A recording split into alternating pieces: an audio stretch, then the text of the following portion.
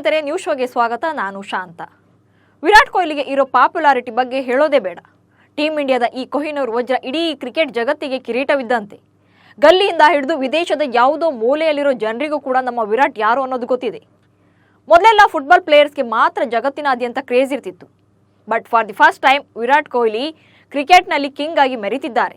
ಅದರಲ್ಲೂ ಈಗ T20 ವಿಶ್ವಕಪ್ ಫೈನಲ್ ಮ್ಯಾಚ್ನಲ್ಲಿ ವಿರಾಟ್ ರೂಪ ತೋರಿಸಿದ ಮೇಲಂತೂ ಆ ಕ್ರೇಜ್ ಇನ್ನೂ ಕೂಡ ಡಬಲ್ ಆಗಿದೆ. ರಿಯಲ್ ಬಾಹುಬಲಿಯಾಗಿ ಕಾಣಿಸ್ತಿದ್ದಾರೆ. ಗಣ್ಯ ವ್ಯಕ್ತಿಗಳೇ ವಿರಾಟ್ರನ್ನ ನೋಡಿ ಮೈಮರಿತಾ ಇದ್ದಾರೆ. ಕ್ರಿಕೆಟ್ನ ಲೈವ್ ಲೆಜೆಂಡ್ ವಿರಾಟ್ ಕೊಹ್ಲಿ ಬಗೆಗಿನ ರೋಚಕ ಮಾಹಿತಿಯನ್ನು ನೀಡ್ತೇನೆ. ನೀವು ಸುದ್ದಿಯಾನದ ಸಬ್ಸ್ಕ್ರೈಬರ್ ಆಗೋದಕ್ಕೆ ಮರಿಬೇಡಿ.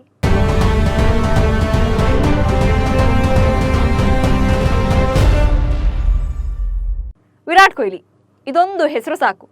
ಕ್ರಿಕೆಟ್ ಮೈದಾನದಲ್ಲಿ ಅಭಿಮಾನಿಗಳು ಹುಚ್ಚೆದ್ದು ಕುಣಿಯೋಕೆ.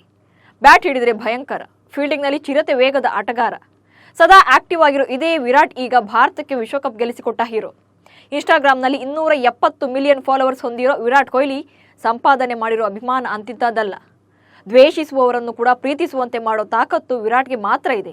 ಯಾಕಂದ್ರೆ ವಿರಾಟ್ ಕ್ರೀಸ್ನಲ್ಲಿದ್ದಾರೆ ಅಂದರೆ ಭಾರತೀಯ ಅಭಿಮಾನಿಗಳಿಗೆ ಅದೇನೂ ಭರವಸೆ, ಗೆದ್ದೇ ಗೆಲ್ಲುತ್ತೇವೆ ಅನ್ನೋ ನಂಬಿಕೆ. ಫೀಲ್ಡಿಂಗ್ನಲ್ಲೂ ಕೂಡ ಕೊಹ್ಲಿ ಥರ ವಿಕೆಟ್ಸ್ಗೆ ಟಾರ್ಗೆಟ್ ಇಟ್ಟು ಬಾಲ್ ಎಸೆಯೋಕೆ ಮತ್ತಾರಿಂದಲೂ ಕೂಡ ಸಾಧ್ಯನೇ ಇಲ್ಲ. ಕ್ಯಾಚ್ ಹಿಡಿಯೋ ಫ್ಲೆಕ್ಸಿಬಿಲಿಟಿ ಕೂಡ ಅದ್ಭುತ. ಏಕಾಂಗಿಯಾಗಿ ನಿಂತು ಅದೆಷ್ಟೋ ಬಾರಿ ಭಾರತವನ್ನು ಗೆಲ್ಲಿಸಿರೋ ವಿರಾಟ್ಗೆ ಸಾಮಾನ್ಯ ಜನ ಮಾತ್ರ ಅಲ್ಲ, ಕ್ರಿಕೆಟರ್ಸ್ ಕೂಡ ಫ್ಯಾನ್ ಆಗಿದ್ದಾರೆ.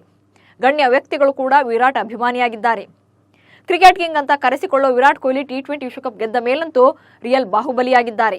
ಅಭಿಮಾನಿಗಳ ಪಾಲಿಗೆ ಕೊಹ್ಲಿಯೇ ಹೀರೋ, ಕೊಹ್ಲಿಯೇ ಇನ್ಸ್ಪಿರೇಷನ್, ಕೊಹ್ಲಿಯೇ ರೋಲ್ ಮಾಡೆಲ್.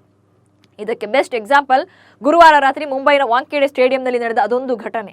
ಭಾರತೀಯ ಚಿತ್ರರಂಗದಲ್ಲಿ ಹೊಸ ಅಲೆ ಎಬ್ಬಿಸಿದ ಸಿನಿಮಾ ಅಂದ್ರೆ ಅದು ಪ್ರಭಾಸ್ ಅಭಿನಯದ ಬಾಹುಬಲಿ. ಅದರಲ್ಲೂ ಪಾರ್ಟ್ 2 ಅಂತೂ ಅಲ್ಟಿಮೇಟ್. ಈ ಸಿನಿಮಾ ನೋಡಿದ ಎಲ್ಲರ ಮನಸ್ಸಲ್ಲೂ ಕೂಡ ಅಚ್ಚಳಿಯದೆ ಉಳಿದ ಸೀನ್ ಅಂದ್ರೆ ಅದು ಇಂಟರ್ವೆಲ್ ದೃಶ್ಯ. ಈಗ ಅಂತಹದ್ದೇ ದೃಶ್ಯವನ್ನ ರಿಯಲ್ ಆಗಿ ರೀಕ್ರಿಯೇಟ್ ಮಾಡಿದ್ದಾರೆ ವಿರಾಟ್ ಕೊಹ್ಲಿ. ಬಲ್ಲಾಳ ದೇವ ಮಾಹಿಷ್ಮತಿ ಸಾಮ್ರಾಜ್ಯದ ರಾಜನಾಗಿ ಪಟ್ಟಾಭಿಷೇಕ ಪಡೆದ ವೇಳೆ ತನ್ನ ಸೈನಿಕರು ಮತ್ತು ಬೆಂಬಲಿಗರು ಮಾತ್ರ ಜೈಕಾರ ಕೂಗ್ತಾರೆ. ಆದರೆ ಅಮರೇಂದ್ರ ಬಾಹುಬಲಿ ಸರ್ವ ಸೈನಾಧಿಪತಿಯಾಗಿ ಅಧಿಕಾರ ಸ್ವೀಕರಿಸಿದ ವೇಳೆ ಪ್ರಜೆಗಳ ಜೈಕಾರದ ಕೂಗಿಗೆ ಇಡೀ ಆಸ್ಥಾನವೇ ಅಲುಗಾಡಿತ್ತು. ಬಾಹುಬಲಿ ಸಂಪಾದಿಸಿದ ಪ್ರೀತಿ ಕಂಡು ರಾಜನೇ ಮೂಕವಿಸ್ಮಿತನಾಗ್ತಾನೆ. ಗುರುವಾರ ಕೂಡ ಅಂತಹದ್ದೇ ದೃಶ್ಯ ಮುಂಬೈನ ವಾಂಖೇಡೆ ಕ್ರೀಡಾಂಗಣದಲ್ಲಿ ಮರುಸೃಷ್ಟಿಯಾಗಿತ್ತು. ಐಕಾನಿಕ್ ಕ್ರಿಕೆಟ್ ಮೈದಾನ ವಾಂಖೇಡೆಯಲ್ಲಿ ನಡೆದ ಅಭಿನಂದನಾ ಸಮಾರಂಭದಲ್ಲಿ ವಿರಾಟ್ ಕೊಹ್ಲಿ ಕೂಡ ಬಾಹುಬಲಿ 2 ಚಿತ್ರದ ಇಂಟರ್ವಲ್ ಚಿತ್ರದ ಸನ್ನಿವೇಶವನ್ನು ಎದುರಿಸಿದರು. ನಿರೂಪಕ ಗೌರವ್ ಅವರು T20 ವಿಶ್ವಕಪ್ ಗೆಲುವಿನ ಕುರಿತು ಮಾತನಾಡಲು ಕೊಹ್ಲಿ ಅವರನ್ನ ವೇದಿಕೆ ಮೇಲೆ ಕರೆದಿದ್ರು. ವಿರಾಟ್ ವೇದಿಕೆಯತ್ತ ಬರ್ತಾ ಇದ್ದಂತೆ ಅಭಿಮಾನಿಗಳು ಕೊಹ್ಲಿ ಕೊಹ್ಲಿ ಎಂದು ಜೋರಾಗಿ ಕೂಗಿದ್ದಾರೆ. ಅದು ಹೇಗಿತ್ತು ಅಂದ್ರೆ ಇಡೀ ಮೈದಾನವೇ ರೀಸೌಂಡ್ ಆಗ್ತಾ ಇತ್ತು.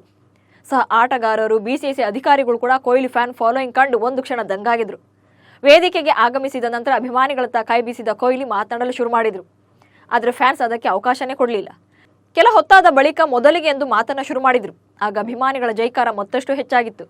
ಕೊಹ್ಲಿ ಕೊಹ್ಲಿ ಎಂದು ಕೂಗತೊಡಗಿದ್ರು. ಈ ವೇಳೆ ವಿರಾಟ್ ಕೊಹ್ಲಿ ಕೂಡ ಭಾವುಕಕ್ಕೆ ಒಳಗಾದ್ರು. ಈ ದೃಶ್ಯ ನೋಡಿದ ಎಷ್ಟೋ ಅಭಿಮಾನಿಗಳಿಗೆ ಅಕ್ಷರಶಃ ಬಾಹುಬಲಿ 2 ಚಿತ್ರದ ಇಂಟರ್ವ್ಯೂ ದೃಶ್ಯವೇ ನೋಡಿದಂತಾಯಿತು. ಆದರೆ ಇಲ್ಲಿ ಯಾವುದೇ ಪಟ್ಟಾಭಿಷೇಕ ಇರಲಿಲ್ಲ ಅಷ್ಟೇ. ಅಸಲಿಗೆ ವಿರಾಟ್ ಮೇಲೆ ಅಭಿಮಾನಿಗಳು ಇಷ್ಟೊಂದು ಪ್ರೀತಿ ತೋರಿಸೋಕೆ ಕಾರಣ ಕೂಡ ಇದೆ. T20 ವಿಶ್ವಕಪ್ ಫೈನಲ್ನಲ್ಲಿ ಗೆದ್ದು ಭಾರತ 17 ವರ್ಷಗಳ ನಂತರ ಚುಟುಕು ವಿಶ್ವಕಪ್ಗೆ ಮುತ್ತಿಕ್ಕಿತ್ತು. ಜವಾಬ್ದಾರಿ ಬ್ಯಾಟಿಂಗ್ ನಡೆಸಿದ ವಿರಾಟ್ ಕೊಹ್ಲಿ 59 ಎಸೆತಗಳಲ್ಲಿ 76 ರನ್ ಗಳಿಸಿ ಗೆಲುವಿಗೆ ಪ್ರಮುಖ ಪಾತ್ರವನ್ನು ನೀಡಿದರು. ಹೀಗಾಗಿ ಗೆಲುವಿನಲ್ಲಿ ಕೊಹ್ಲಿಗೂ ಕೂಡ ಕ್ರೆಡಿಟ್ ಸಲ್ಲಬೇಕು. ಇನ್ನು ಕಿಂಗ್ ಕೊಹ್ಲಿಗೆ ಇರೋ ಜನಪ್ರಿಯತೆಗೆ ಇನ್ನೊಂದು ಎಕ್ಸಾಂಪಲ್ ಗುರುವಾರ ಸನ್ಮಾನ ಕಾರ್ಯಕ್ರಮದಲ್ಲಿ ನಡೆದಿದೆ. ಮುಂಬೈನ ವಾಂಖೇಡೆ ಸ್ಟೇಡಿಯಂನಲ್ಲಿ ವಿಶ್ವಕಪ್ ಅನ್ನ ಪ್ರದರ್ಶನ ಮಾಡಲಾಯಿತು. ಈ ವೇಳೆ ಜೈಶಾ ಅವರಿಗೆ ವಿರಾಟ್ ಕೊಹ್ಲಿ ಶೇಕ್ ಹ್ಯಾಂಡ್ ಮಾಡಿದ್ರು. ಇದಾದ ಬೆನ್ನಲ್ಲೇ ಅವರನ್ನೇ ನೋಡುತ್ತಾ ನಿಂತಿದ್ದಾರೆ ಜೈಶಾ ವಿರಾಟ್ನ ನೋಡುವುದರ ಎಷ್ಟು ಮಟ್ಟಿಗೆ ಮಗ್ನರಾಗಿದ್ರು ಅಂದ್ರೆ ನಂತರ ಬಂದ ಆಟಗಾರರಿಗೆ ಕೈ ಕುಲುಕೋದನ್ನೇ ಮರೆತು ಬಿಟ್ಟಿದ್ರು. ಸದ್ಯ ಈ ವಿಡಿಯೋ ಸೋಷಿಯಲ್ ಮೀಡಿಯಾದಲ್ಲಿ ಸಖತ್ ವೈರಲ್ ಆಗ್ತಾ ಇದೆ. ಒಟ್ಟಿನಲ್ಲಿ ವಿರಾಟ್ ಕೊಹ್ಲಿಗೆ ಇರೋ ನೇಮು ಫೇಮು ಸದ್ಯಕ್ಕಂತೂ ಯಾವ ಕ್ರಿಕೆಟರ್ಗೂ ಇಲ್ಲ. ಆದರೆ ಈ ಅಭಿಮಾನ ಸಂಪಾದನೆ ಮಾಡೋಕೆ ವಿರಾಟ್ ತುಂಬಾನೇ ಸ್ಯಾಕ್ರಿಫೈಸ್ ಮಾಡಿದ್ದಾರೆ ಅನ್ನೋದು ಸತ್ಯ. ಮಾರ್ಚ್ ತಿಂಗಳಿಂದ ಮೇವರೆಗೂ IPL ಫೀವರ್, ಜೂನ್ನಲ್ಲಿ T20 ವಿಶ್ವಕಪ್ ಫೀವರ್. ಚುಟುಕು ಸಮರದ ಚಾಂಪಿಯನ್ ಆಗಿದ್ದ ಟೀಮ್ ಇಂಡಿಯಾ ಟೈಗರ್ಸ್ ಗುರುವಾರವಷ್ಟೇ ಭಾರತಕ್ಕೆ ಮರಳಿದ್ದಾರೆ. ವಿಶ್ವ ಗೆದ್ದ ವೀರರಿಗೆ ಮುಂಬೈನ ವಾಂಖೇಡೆ ಸ್ಟೇಡಿಯಂನಲ್ಲಿ ಐತಿಹಾಸಿಕ ಸ್ವಾಗತ ಕೂಡ ಸಿಕ್ಕಿದೆ.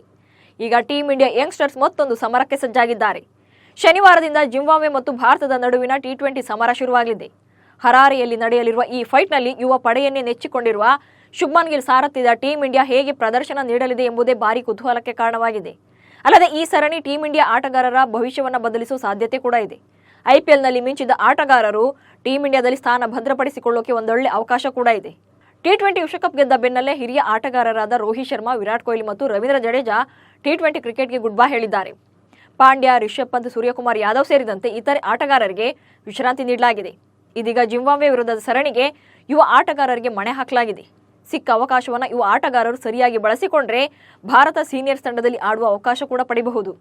ಅಲ್ಲದೆ ಈ ಪಂದ್ಯ ಕ್ಯಾಪ್ಟನ್ ಶುಭ್ಮನ್ ಗಿಲ್ ಪಾಲಿಗೂ ಕೂಡ ನಿರ್ಣಾಯಕವಾಗಿದೆ. ರೋಹಿತ್ ಶರ್ಮಾ ಅವರ ನಿವೃತ್ತಿಯಿಂದ ತೆರವಾದ ಟಿ20 ತಂಡದ ನಾಯಕತ್ವಕ್ಕೆ ಈಗಾಗಲೇ ಹಾರ್ದಿಕ್ ಪಾಂಡ್ಯ ಹೆಸರು ಕೇಳಿಬಂದಿದೆ. ಜಿಂಬಾಬ್ವೆ ಸರಣಿಯಲ್ಲಿ ತಂಡ ಮುನ್ನಡೆಸ್ತಾ ಇರುವ ಶುಭ್ಮನ್ ಗಿಲ್ ಈ ಸರಣಿಯಲ್ಲಿ ಯಶಸ್ವಿಯಾದರೆ ಮುಂದಿನ ದಿನಗಳಲ್ಲಿ ನಾಯಕನಾಗೋ ಸಾಧ್ಯತೆ ಕೂಡ ಇದೆ. ಈ ಬಾರಿಯ ಐಪಿಎಲ್ನಲ್ಲಿ ಸನ್ರೈಸರ್ಸ್ ಹೈದರಾಬಾದ್ ಪರ ವಿಸ್ಫೋಟಕ ಬ್ಯಾಟಿಂಗ್ ಮೂಲಕ ಸಿಕ್ಸರ್ಗಳ ಮಳೆಯನ್ನೇ ಸುರಿಸಿದ ಎಡಗೈ ಬ್ಯಾಟರ್ ಅಭಿಷೇಕ್ ಶರ್ಮಾ ಕೂಡ ಬ್ಯಾಟಿಂಗ್ ಪ್ರದರ್ಶನದ ಮೇಲೆ ಬಹಳ ನಿರೀಕ್ಷೆ ಇದೆ. ಈ ಸರಣಿಯಲ್ಲಿ ಆಟಗಾರರು ತೋರುವ ಪ್ರದರ್ಶನದಲ್ಲಿ ಅವರ ಮುಂದಿನ ಕ್ರಿಕೆಟ್ ಭವಿಷ್ಯ ಅಡಗಿದೆ. ಜಿಂಬಾಬ್ವೆ ತಂಡ ಕೂಡ ಬಲಿಷ್ಠವಾಗಿದೆ. ಅನುಭವಿ ಆಲ್ರೌಂಡರ್ ಹಾಗೆ ನಾಯಕನಾಗಿರುವ ಸಿಕಂದರ್ ರಾಜ ಬ್ಯಾಟಿಂಗ್ ಮತ್ತು ಬೌಲಿಂಗ್ನಲ್ಲಿ ಉತ್ತಮ ಫಾರ್ಮ್ನಲ್ಲಿದ್ದಾರೆ. ಜೊತೆಗೆ ತಂಡದ ನೂತನ ಕೋಚ್ ಆಗಿರುವ ಜಸ್ಟಿನ್ ಸ್ಯಾಮ್ಸನ್ ಅವರ ಮಾರ್ಗದರ್ಶನ ಕೂಡ ತಂಡಕ್ಕೆ ನೆರವಾಗಬಹುದು. ಹೀಗಾಗಿ ಭಾರತ ಕೂಡ ಎಚ್ಚರಿಕೆಯಿಂದ ಆಡಬೇಕು. ಭಾರತ ಮತ್ತು ಜಿಂಬಾಬ್ವೆ ಇದುವರೆಗೆ ಒಟ್ಟು 8 ಸಲ ಟಿ20 ಪಂದ್ಯಗಳಲ್ಲಿ ಮುಖಾಮುಖಿಯಾಗಿವೆ. ಭಾರತ 6 ಪಂದ್ಯಗಳಲ್ಲಿ ಗೆದ್ದಿದ್ರೆ ಜಿಂಬಾಬ್ವೆ ಕೂಡ 2 ಪಂದ್ಯಗಳನ್ನು ಗೆದ್ದಿದೆ. ಕೊನೆ ಬಾರಿ ಆಡಿದ್ದು 2022ರಲ್ಲಿ ಆಸ್ಟ್ರೇಲಿಯಾದಲ್ಲಿ ನಡೆದಿದ್ದ ಟಿ20 ವಿಶ್ವಕಪ್ ಟೂರ್ನಿಯಲ್ಲಿ. ಈ ಪಂದ್ಯವನ್ನು ಭಾರತ 71 ರನ್ ಅಂತರದಿಂದ ಗೆದ್ದು ಬೀಗಿತ್ತು. ಜುಲೈ 6ರಂದು ಹರಾರೆಯಲ್ಲಿ ಫಸ್ಟ್ ಮ್ಯಾಚ್ ನಡೆದರೆ ಜುಲೈ 7, ಜುಲೈ 10, ಜುಲೈ 13 ಹಾಗೆ ಜುಲೈ 14ರಂದು ಮುಂದಿನ ಪಂದ್ಯಗಳು ನಡೆಯಲಿವೆ. ಸರಣಿಯ ಎಲ್ಲ 5 ಪಂದ್ಯಗಳಿಗೆ ಹರಾರೆ ಸ್ಪೋರ್ಟ್ಸ್ ಕ್ಲಬ್ ಆತಿಥ್ಯವನ್ನು ವಹಿಸಲಿದೆ. ಈ ಕ್ರೀಡಾಂಗಣದ ಪಿಚ್ನಲ್ಲಿ ಹೆಚ್ಚಿನ ಬೌನ್ಸ್ ಇರೋದಿಲ್ಲ. ಹೀಗಾಗಿ ಸ್ಪಿನ್ನರ್ಗಳು ಇಲ್ಲಿ ಪ್ರಾಬಲ್ಯ ಮೆರೆಯುವ ಸಾಧ್ಯತೆ ಇದೆ.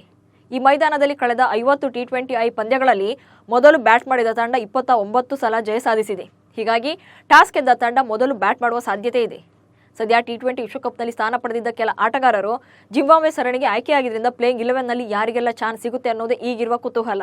ಚನ್ನಪಟ್ಟಣ ಉಪಚುನಾವಣೆಗೆ ಜೆಡಿಎಸ್ ಬಿಜೆಪಿ ಮೈತ್ರಿ ಅಭ್ಯರ್ಥಿ ಆಯ್ಕೆ ಗೊಂದಲ ಕ್ಲೈಮ್ಯಾಕ್ಸ್ ಹಂತಕ್ಕೆ ಬಂದಂತಿದೆ. ಬಿಜೆಪಿ ನಾಯಕ ಸಿಪಿ ಯೋಗೇಶ್ವರ್ ಅವರು ತಾವೇ ಎನ್ಡಿಎ ಅಭ್ಯರ್ಥಿ ಎಂದು ಹೇಳಿಕೊಂಡಿದ್ದಾರೆ. ಚನ್ನಪಟ್ಟಣದಲ್ಲಿ ಮಾತನಾಡಿರುವ ಯೋಗೇಶ್ವರ್, ಎಚ್.ಡಿ. ಕುಮಾರಸ್ವಾಮಿ ಅವರು ನನ್ನನ್ನೇ ನಿಲ್ಲುವಂತೆ ಹೇಳಿದ್ದಾರೆ. ಅದಕ್ಕೆ ಅಧಿಕೃತ ಅನುಮೋದನೆ ಅವರೇ ಕೊಡಬೇಕು. ಮೈತ್ರಿ ಪಕ್ಷದ ವರಿಷ್ಠರು ಅಧಿಕೃತ ಘೋಷಣೆ ಮಾಡಬೇಕು. ಹೀಗಾಗಿ ನೀವೇ ಬಂದು ಹೆಸರನ್ನ ಘೋಷಣೆ ಮಾಡಿ ಎಂದು ಅವರನ್ನೇ ಕೇಳಿದ್ದೇನೆ ಎಂದಿದ್ದಾರೆ.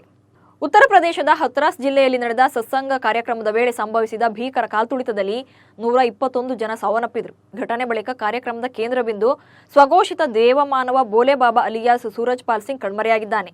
ಇದರ ನಡುವೆ ಸಂತ್ರಸ್ತರನ್ನ ಕೇಂದ್ರ ವಿಪಕ್ಷ ನಾಯಕ ರಾಹುಲ್ ಗಾಂಧಿ ಭೇಟಿಯಾಗಿ ಸಾಂತ್ವನ ಹೇಳಿದ್ದಾರೆ. ಕುಟುಂಬಸ್ಥರ ಗೋಳಾಟ ನೋಡಿ ತಾವು ಕೂಡ ಭಾವುಕರಾಗಿದ್ದಾರೆ. ಯುನೈಟೆಡ್ ಕಿಂಗ್ಡಮ್ ಸಂಸತ್ಗೆ ನಡೆದ ಸಾರ್ವತ್ರಿಕ ಚುನಾವಣೆಯಲ್ಲಿ ಹಾಲಿ ಯುಕೆ ಪ್ರಧಾನಿ ರಿಷಿ ಸುನಕ್ ಅವರ ಕನ್ಸರ್ವೇಟಿವ್ ಪಕ್ಷಕ್ಕೆ ತೀವ್ರ ಹಿನ್ನಡೆಯುಂಟಾಗಿದೆ. ಅಧಿಕೃತ ಘೋಷಣೆಗೂ ಮುನ್ನವೇ ರಿಷಿ ಸುನಕ್ ತಮ್ಮ ಸೋಲನ್ನು ಒಪ್ಪಿಕೊಂಡಿದ್ದಾರೆ.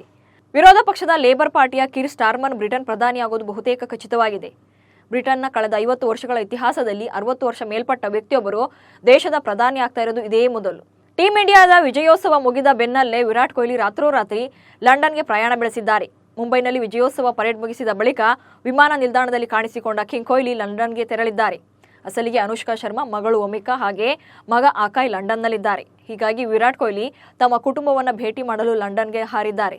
ಇದಕ್ಕೂ ಮುನ್ನ ವಿರಾಟ್ ಕೊಹ್ಲಿ ದೆಹಲಿಯಲ್ಲಿ ತನ್ನ ಸಹೋದರ ಮತ್ತು ಸಹೋದರಿಯನ್ನು ಭೇಟಿ ಮಾಡಿದರು. ದಕ್ಷಿಣ ಆಫ್ರಿಕಾ ವಿರುದ್ಧದ ಪಂದ್ಯದಲ್ಲಿ ಸೂರ್ಯಕುಮಾರ್ ಯಾದವ್ ಹಿಡಿದ ಕ್ಯಾಚ್ ಪಂದ್ಯದ ದಿಕ್ಕನ್ನೇ ಬದಲಿಸಿತ್ತು. ಡೇವಿಡ್ ಮಿಲ್ಲರ್ ಔಟ್ ಆದ ಬಳಿಕ ಭಾರತ ತಂಡ ಅಂತಿಮವಾಗಿ 7 ರನ್ಗಳಿಂದ ಗೆಲುವು ಸಾಧಿಸಿತ್ತು. ಆದರೆ ಸೂರ್ಯಕುಮಾರ್ ಯಾದವ್ ಅವರ ಕ್ಯಾಚ್ ವಿವಾದವನ್ನು ಹುಟ್ಟುಹಾಕಿತ್ತು. ಈ ಬಗ್ಗೆ ದಕ್ಷಿಣ ಆಫ್ರಿಕಾ ಮಾಜಿ ನಾಯಕ ಎಬಿ ಡಿವಿಲಿಯರ್ಸ್ ಅವರು ಸ್ಮಾರ್ಟ್ ಆನ್ಸರ್ ಕೊಟ್ಟಿದ್ದಾರೆ. ತಂಡದ ಪರವೂ ಮಾತನಾಡದೆ ಟೀಂ ಇಂಡಿಯಾ ವಿರುದ್ಧವೂ ಹೇಳಿಕೆ ನೀಡದೆ ಉತ್ತರಿಸಿದ್ದಾರೆ. ಪಂದ್ಯ ಈಗಾಗಲೇ ಮುಗಿದಿದೆ, ಹಾಗೆ ಧೂಳು ಬಿದ್ದಿದೆ. ಸೂರ್ಯಕುಮಾರ್ ಯಾದವ್ ಲೈನ್ ಅನ್ನ ಟಚ್ ಮಾಡಿದ್ದಾರಾ ಅಥವಾ ಇಲ್ವಾ, ಅಥವಾ ಅವರು ಗೆರೆಯನ್ನ ದಾಟಿದ್ದಾರಾ ಎಂಬ ಬಗ್ಗೆ ಈ ಹಿಂದಿನ ಸಂಗತಿಗಳ ಬಗ್ಗೆ ಹೆಚ್ಚು ತಲೆಕೆಡಿಸಿಕೊಳ್ಳೋದಕ್ಕೆ ನಾನು ಹೋಗೋದಿಲ್ಲ. ಪ್ರಾಮಾಣಿಕವಾಗಿ ನಾನು ಈ ಬಗ್ಗೆ ಹೆಚ್ಚು ಚಿಂತೆ ಮಾಡಲ್ಲ ಎಂದಿದ್ದಾರೆ. ಇವಿಷ್ಟು ಇವತ್ತಿನ ನ್ಯೂಸ್ ಶೋ ಸುದ್ದಿಗಳು. ನಮಸ್ಕಾರ.